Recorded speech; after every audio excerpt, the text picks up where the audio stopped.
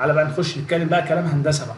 اللي فات ده كله كلام عام كده، يعني بنحاول بس ان احنا نجر رجلك عشان ندخلك بقى ايه واحده واحده كده للكلام الهندسي التقيل على القلب شويه ده. لكن هو صدقوني مش تقيل خالص، بالعكس ده كلام للي يدركه واللي يفهمه هيحس ان هو امتع حاجه ممكن ان انت تسمعها.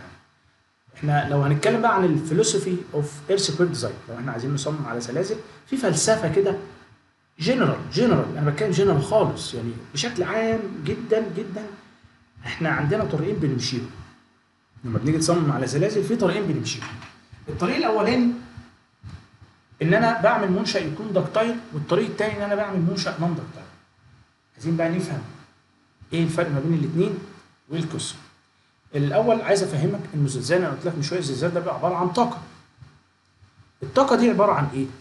الطاقه دي عباره عن القانون بتاعها فورس في ديسبيسمنت.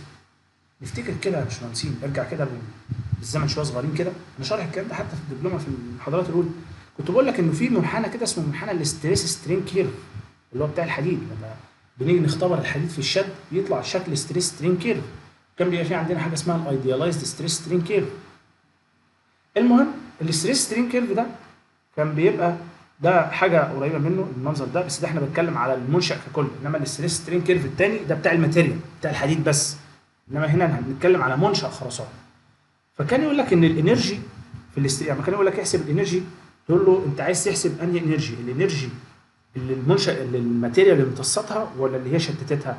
مش عايز اشغل بالك بالحته دي دلوقتي، ما عليه. المهم كان بيقول لك احسب الانرجي، كنت بتحسب المساحه تحت المنحنى، يقول لك هي دي الانرجي. يعني لما تحسب المساحه تحت المنحنى خلاص هي دي كده الانرجي. يعني لو جبت لك ماتيريال زي دي كده، دي ماتيريال نون دكتايل يعني بريتل. يعني ايه؟ يعني تيجي تبص كده ان انت المنحنى الرأسي ده عليه فورس والمنحنى الافقي عليه ديسبيسمنت ازاحه. لما تيجي تاثر على المنشأ ده، المنشأ اهو منشأ رأسي، وبزقه كده بفورس عشان يتحرك حركه سوي، يحصل فيه سوي دلتا. فكل ما ازق بفورس اكتر كل ما الدلتا هتزيد. ازق اكتر يعني مثلا ايه، زقيت ب 10 طن الدلتا كانت ب 1 سم، زقيت ب 20 الدلتا بقت ب 2. كده انا ماشي لينير. يعني ايه؟ يعني ايه لينير؟ يعني لما بزود الضعف الديسبيسمنت تزيد الضعف، ازود 3 اضعاف الديسبيسمنت تزيد 3 اضعاف. ده كده لينير، يعني اللي بيزيد هنا بيزيد هنا. فرحت مزود 30 الفرصه خليتها 30 الديسبيسمنت بقت ب3، زودت الفرصه 40 بقت الدلتا بقت 4، وهكذا. ده كده لينير لحد لحظه معينه. انا ما اعرفش اللحظه دي كانت امتى، وعشان كده بنسميها ييلد بوينت. لحظه معينه لقيت ان انا قمت جاي مثلا عند حته معينه كانت ايه، هاثر بفورس 50، رحت لقيت الدلتا بقت 5 وفضلت محافظ على الفرصه زي ما هي. يعني انا لسه اثرت بالفرصه 50 وفضلت ثابت بقى عليها ما زودتش. لقيت الدلتا دي عماله تزيد، بقت 6 بقت 7 بقت 8 بقت 9. الله، ده الديسبيسمنت عماله تزيد وانا ما زودتش حاجه. انا لسه هي الفرصه زي ما هي، انا زودت 50 بس. يعني انا زودت 50، رحت جاي خليت الفرصه 50 وسكت وقفت، ولقيت مع ذلك الديسبيسمنت عماله تزيد. هنا بقى اللحظه من اول الفورس بقت ب 50 والديسبيسمنت ب 50 ب5، من بعد اللحظه دي اي زياده في الديسبيسمنت ده كده بنسميه ايه؟ الزياده في الدكتيليتي، او النقطه اللي حصل عندها الكلام ده اسمها ييلد بوينت.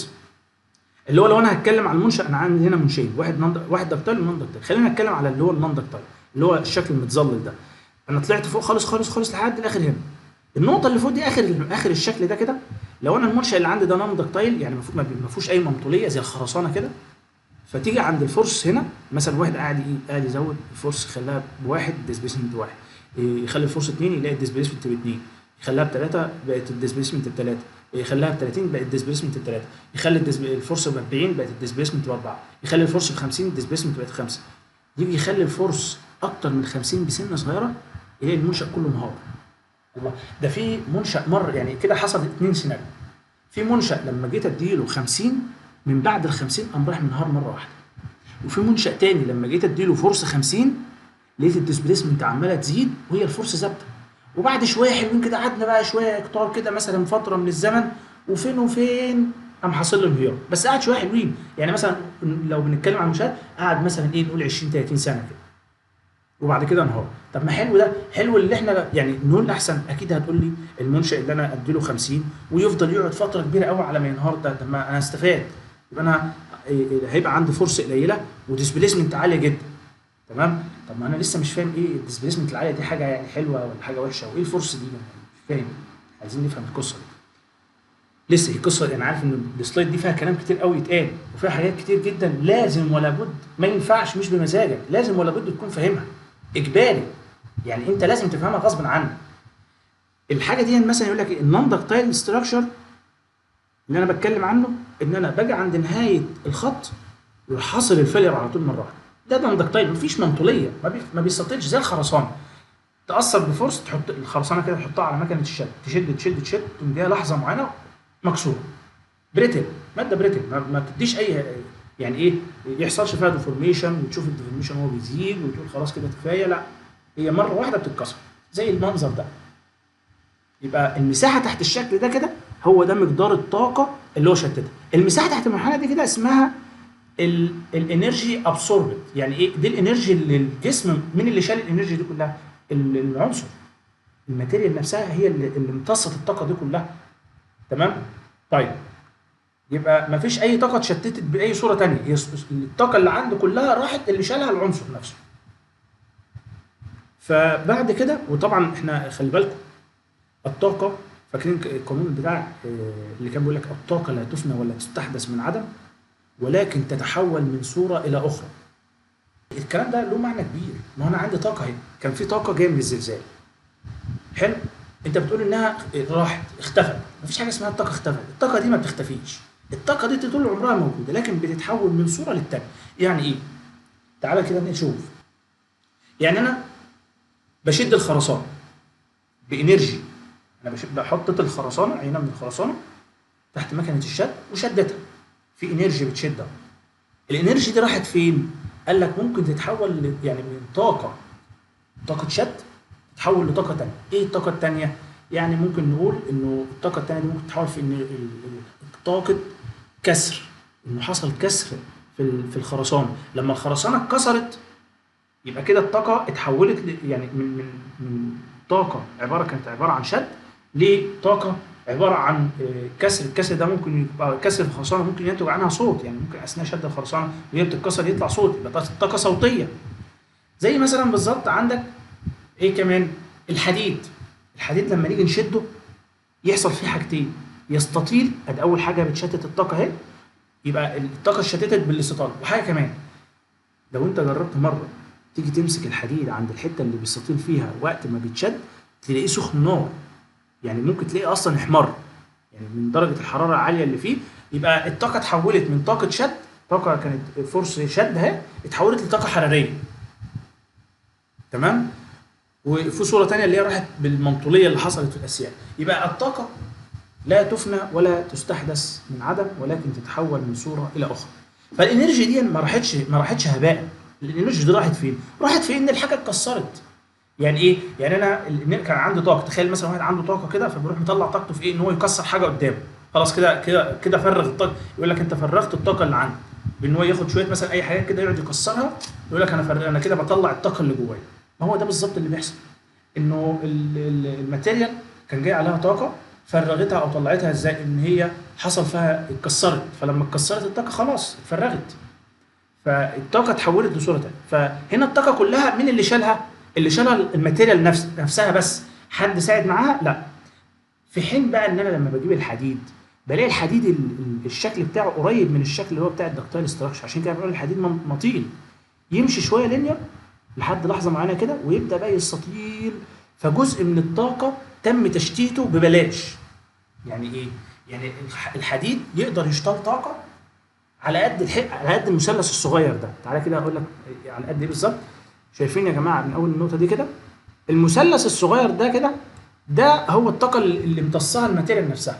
الجزء ده كله بقى، المستطيل ده كله، ده تم تشتيت الطاقه بتاعته عن طريق الدكتيليتي، المنطوليه اللي حصلت في الحديد.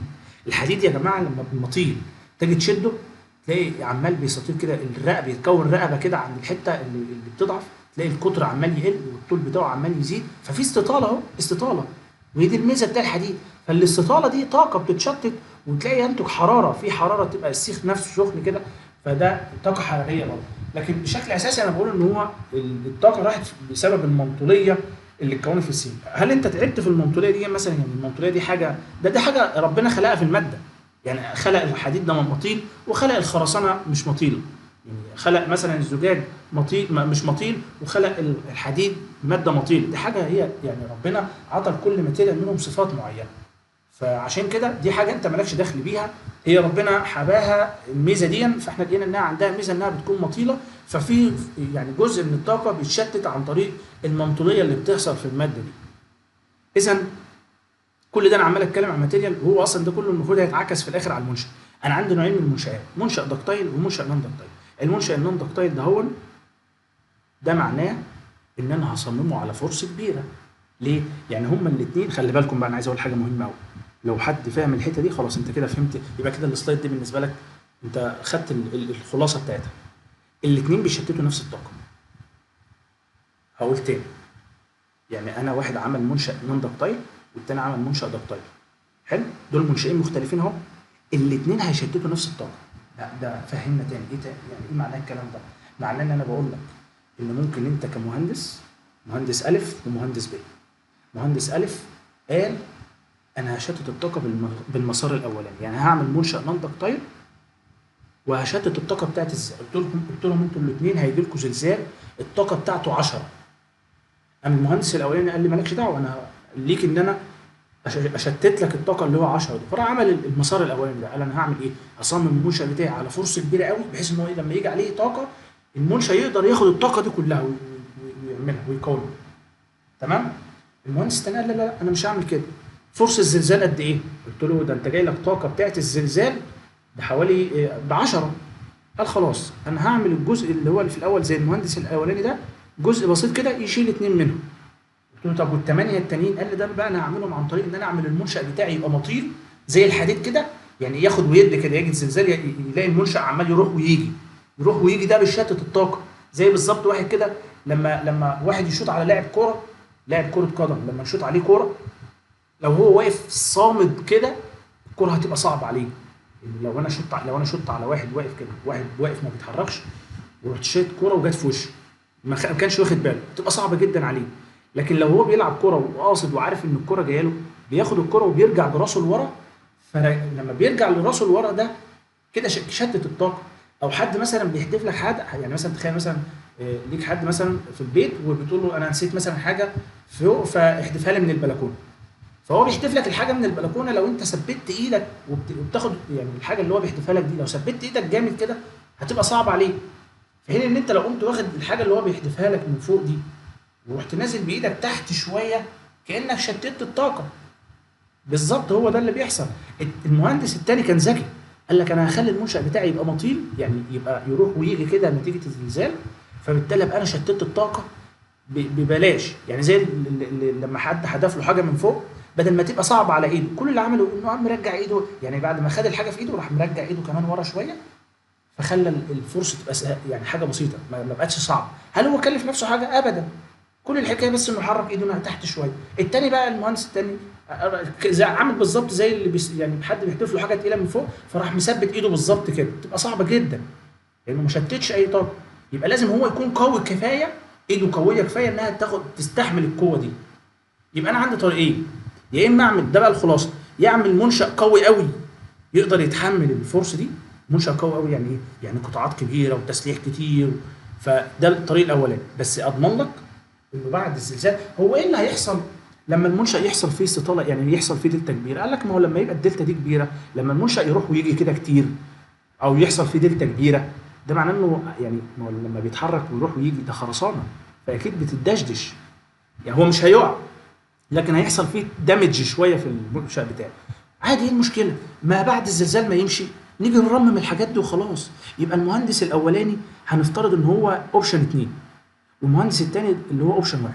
تعالى كده نشوف المهندس الاولاني ايه اللي هيحصل. المهندس الاولاني نون داكتايل ستراكشر، ده هيبقى عنده الدلتا قليله.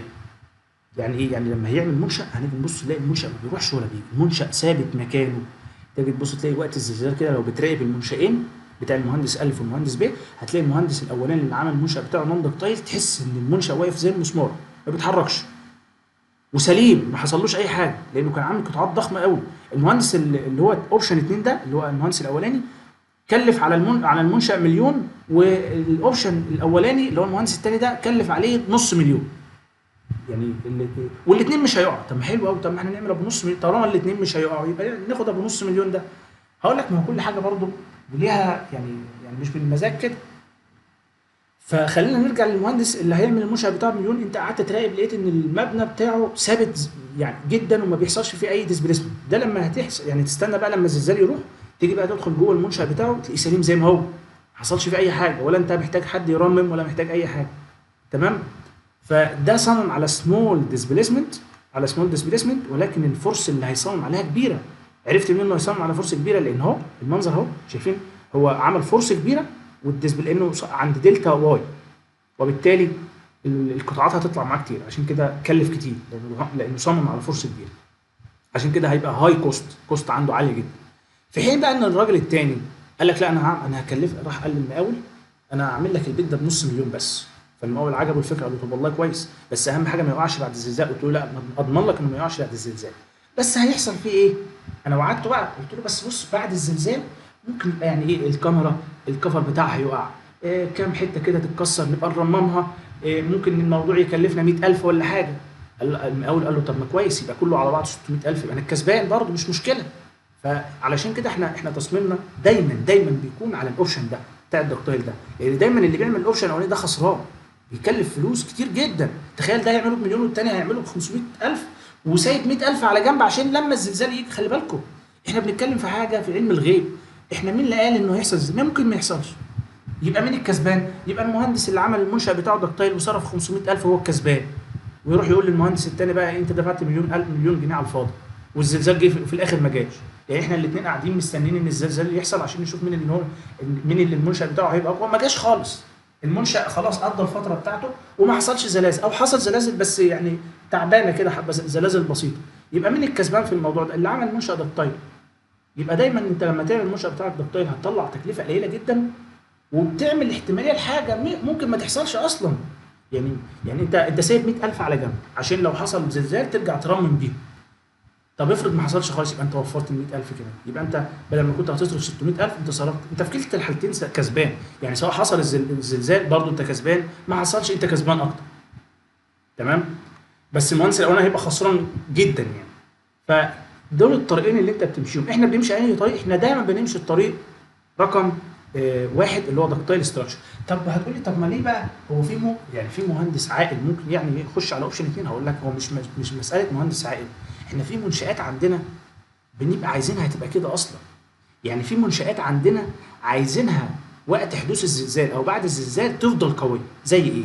لما يكون عندك متحف محطوط فيه حاجات يعني تكلفتها عاليه جدا، لا ده هنا القيمه بتاعت الحاجه اللي جوه المنشأ.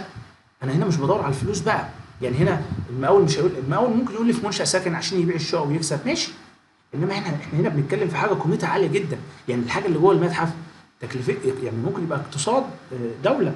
يعني فيقول لك لا هنا بقى كلف، مش مهم، المهم عندي ان المنشأ يفضل سليم. ادي حاجه. يبقى ممكن يكون متحف، ممكن يكون واحد عامل فندق ضخم ومكلف عليه وصارف وجايب تشطيبات من اعلى المستوى واغلى حاجه. هنا بقى هتيجي تقول له مثلا ايه، انا عندي استعداد اعمل لك المنشأ ده ب 500، وبس الزلزال بعد ما يجي هيحصل لك شويه. قال لك لا ده انا بس مشطبه، ده هو ممكن تلاقيه عامل العظم يعني الخرسانات ب 500، تيجي تبص تلاقيه عامل التشطيبات قد اللي اتصرف على المنشأ كله 10 12 مره. هيقول لك لا هتصرف كام يعني؟ هتخليه بمليون، مش مشكله، بس المهم التشطيبات اللي انا عاملها دي ما تروحش، لانه عامل فندق ضخم وغالي ومشطب بقد كده ومش عايز يحصل اي خسارات. فخلاص نقول له لا ده احنا كده هنعمل ايه بقى؟ احنا كده هنديك هاي كوست بس هنصمم لك على سمول ديسبيسمنت. يعني الديسبيسمنت او الديفورميشن اللي هتحصل في المنشأ بتاعك هتبقى بسيطه. يعني المنشأ بتاعك بعد الزلزال هاجي اقول لك ايه رايك كده في الموضوع؟ هتقول لي لا كده تمام بالنسبه لي، ما حصلش اي حاجه والمنشأ سليم ما فيش فيه اي حاجه. تمام. فاحنا يعني الاوبشن الثاني ده، الاوبشن الاولاني ده احنا ممكن اللي هو اوبشن 2. اوبشن 2 ده ممكن نستخدمه في المنشآت اللي انا قلت لكم عليها دي. وممكن مثلا سد، واحد بيصمم سد. السد طبعا ينفع وقت الزلزال السد ده يقع او يحصل فيه ديفورميشن؟ لا ما ينفعش. فمثلا السد برضه لازم يعني يتصمم على انه نون دكتايل ستراكشر. حاجات بقى، الحاجات المهمه، مستشفى مثلا ممكن نصمم مستشفى على انها طبعا احنا ما بنصممش المستشفيات على انها نون دكتايل، بنصممها على دكتايل، بس ما بنبقاش سامحين بدكتيلة عاليه قوي، نص نص كده. كل حاجه لها درجه على فكره. في الاكواد بقى لما تخش الاكواد يقول لك المستشفى لها درجه، والمدارس لها درجه، وطبعا بيقسمها على حسب بقى الخسائر في الارواح. يعني مثلا لو لقى حاجه فيها ارواح مول تجاري مثلا يقول لك لا هنا بقى ايه، اسمح بديسبيسمنت قليله شويه، او صمم على فرصه عاليه شويه. طب ده مثلا حاجه كان منشأ كده ما فيهوش الا يعني شخصين او ثلاثه ولا حاجه، خلاص مش مشكله، ده ممكن توفر فيه. تمام. ده كده ده انا عارف ان السلايد دي طولنا فيها قوي، بس صدقوني هي دي علم يعني هي ما انا بقول ايه فيلوسفي اوف، يعني انا بتكلم على فلسفه الزلازل كلها. فكان لازم ولا بد ان احنا ناخد فيها كتير، ما هي دي فلسفه الزلازل كلها ماشيه على دي. يبقى ارجع بقى تاني نقول ايه، انه الزلزال عباره عن انرجي، والانرجي دي عباره عن فورس في ديسبيسمنت. طب عرفت منين؟ ما هو لسه بقول لك مش هي المساحه تحت المنحنى ده. طب ما هو المنحنى نفسه عباره عن علاقه ما بين الديسبيسمنت والفورس. الفورس هي اللي في الاتجاه الراسي، والديسبيسمنت هي اللي في الاتجاه الافقي، فهي فورس في ديسبيسمنت. تعالى بقى احنا هنا قدامنا حاجتين عايزين نعرفها. انا عندي الفورس عايز اعرفها بكام، والديسبيسمنت بكام. انا هقول لك على حاجه، الحقيقه ان انت مش محتاج تعرف الا حاجه واحده. انت لو عرفت الفورس هتعرف الديسبيسمنت. ليه؟ هتروح جاي زي المنشأ ده كده بفورس، هيقوم حاصل له ديسبيسمنت، خلاص يبقى دي الديسبيسمنت الناتجه من الفورس دي. دايما الاثنين علاقتهم عكسيه. يعني انا عندي زلزال طاقته 10، ممكن اخد الفورس ب2 والديسبيسمنت ب5. ماشي، الاثنين حصل ضربهم كام؟ 10. ممكن واحد تاني يقول لك لا انا هصمم على فورس ب5 والديسبيسمنت هي اللي ب2، برضه حصل ضربهم برضه ب10. يبقى الانرجي ثابته، ولكن انت ليك مكمل الحريه انك تزود الفورس وتقلل الديسبيسمنت، او تقلل الديسبيسمنت وتزود الفورس. هو ده بقى اللي انت بتحدده، انت هتختار اوبشن واحد ولا اثنين. لو هتختار ان اوبشن واحد يعني دكتايل، يبقى انت عايز تقلل الفورس وتزود الديسبيسمنت. هتختار اوبشن اثنين، يبقى انت عايز تزود الفورس وتقلل. لو اوبشن واحد انت عايز تقلل الفورس وتزود الديسبيسمنت. لو اوبشن اثنين يبقى انت عايز تزود الفورس وتقلل الديسبيسمنت. تمام كده؟ يبقى انا كده مش محتاج غير حاجه واحده بس، الفورس. هي دي بقى الفورس، هي الفورس بقى اساسا، هي دي بقى هنا نبدا نخش الكود بقى. ادام هنذكر بقى كلمه الفورس يبقى الكود بقى يبدا يظهر. كل ده احنا ما جبناش سيره كود خالص. الكلام اللي انا بقوله ده ان شاء الله يا رب تكون شغال في كود الموزمبيقي، ملوش اي علاقه. الفورس هنا كل اللي انا بقوله ده كلام عام يتطبق على اي كود في الدنيا، دي فلسفه ملهاش اي علاقه. الفورس بقى هنا تتحدد من كود للتاني. تعالى بقى نفهم ايه قصه الفورس دي.